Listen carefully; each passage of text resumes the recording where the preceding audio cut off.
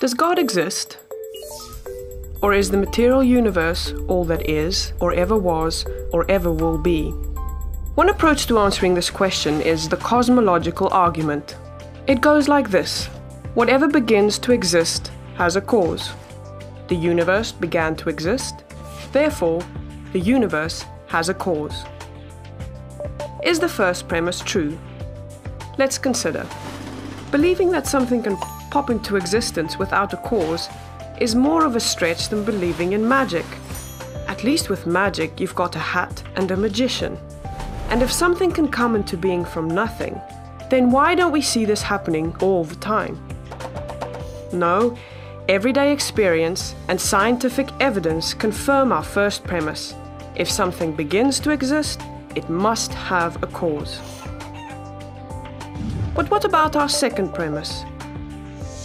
Did the universe begin, or has it always existed? Atheists have typically said that the universe has been here forever.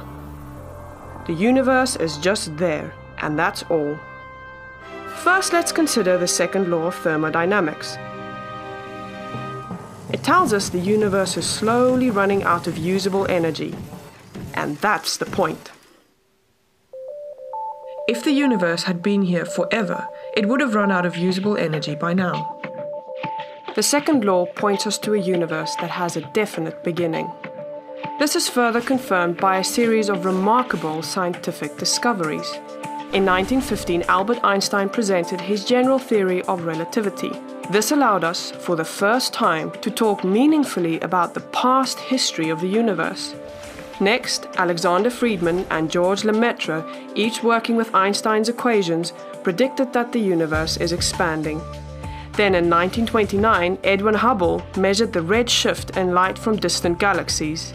This empirical evidence confirmed not only that the universe is expanding, but that it sprang into being from a single point in the finite past. It was a monumental discovery, almost beyond comprehension. However, not everyone is fond of a finite universe, so it wasn't long before alternative models popped into existence. But one by one, these models failed to stand the test of time. More recently, three leading cosmologists, Arvin Bord, Alan Guth, and Alexander Vilenkin, prove that any universe which has on average been expanding throughout its history cannot be eternal in the past, but must have an absolute beginning. This even applies to the multiverse, if there is such a thing. This means that scientists can no longer hide behind a past eternal universe.